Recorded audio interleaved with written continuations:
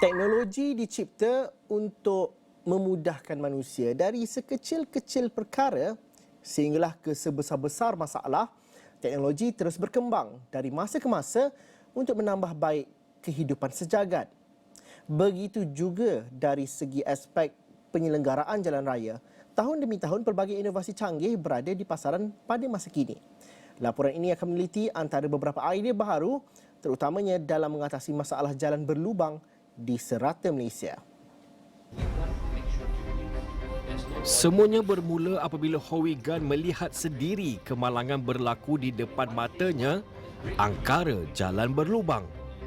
Sejak dari itu, dia memasang impian untuk mencari penyelesaian terbaik. Kalau tidak menamatkan terus kisah jalan berlubang, sekurangnya mengurangkan jumlah kemalangan juga mengelakkan kematian. Impian itu membawa pengarah urusan Fox Traffic sindiran berhad itu ke pelbagai negara hingga akhirnya menemui teknologi dinamakan Xinglu di China. Kita guna Comex. Comex apa yang dia buat? Konsep produk diedarkan syarikatnya itu adalah untuk menutup segera kawasan berlubang, membolehkan kerja penampalan menjadi lebih mudah namun tetap kukuh tahan lama. So sekarang kita punya produk. So that place is already a pothole. So that means it's already weak in that particular place. So what we actually need is to cover it on top, okay, so that the water did not seep in.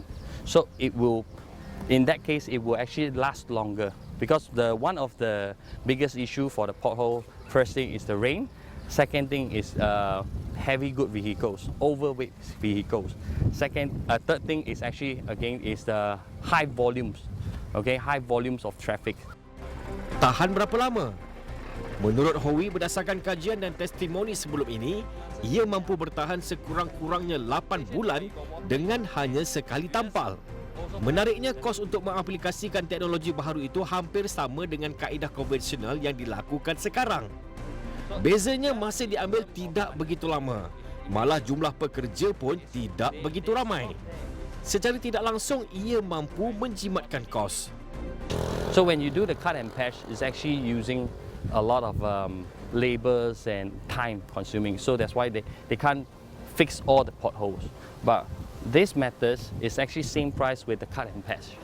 Actually, think of that, if you do not need to come back the second time or the third time, that is the cost saving. Itu dari segi produk. Dari segi pemantauan dan penguatkuasaan, tidak kurang hebatnya juga teknologi yang digunakan.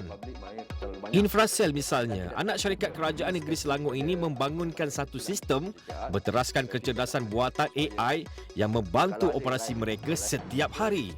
Sistem itu akan memantau semua jalan di bawah seliaan mereka, merekodkan setiap kerosakan dan melaporkan terus kepada komand kontrol di ibu pejabat. Model kita ni, kita konsep zero aduan, menuju ke arah zero aduan. Sebenarnya sebelum aduan ada, kita perlu identify damage. Sebab tu AI ni digunakan untuk detect menggunakan kamera dashcam dan juga drone, mana agak cepat. Sebab bila dia dah lalu, terus detect automatic, yang kita memang kurangkan manpower lah untuk buat reporting soal lah. Sebab sistem ni juga dia buat reporting on the spot. Dari situ mereka menggerakkan kontraktor berhampiran untuk membaiki kerosakan itu dalam tempoh 24 jam.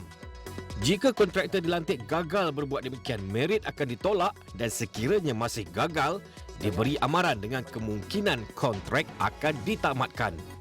So far daripada sistem ni, kita telah dalam masa tempoh setahun ni, kita dah jumpa dan tampal 40,000 pohon. Itu yang daripada sistem ni. Mana AI, maksudnya AI, mana mula-mula dia machine learning, kita ajar dia learn. Lama-lama kita jadikan dia pandai. Itulah AI. So dia akan pandai sendiri untuk identify. Kadang-kadang kalau yang baru menggunakan sistem ni, dia masih lagi tidak mature, dia akan tersilap. Bahkan katanya, sistem itu juga mampu membuat ukuran kedalaman dan kelebaran lubang, sekaligus memudahkan usaha untuk membaikinya. Waris mangsa sudah kami jumpa. Puncanya, kami berikan. Teknologi baru turut kami kemukakan. Besar harapan rakyat agar isu ini terus lenyap.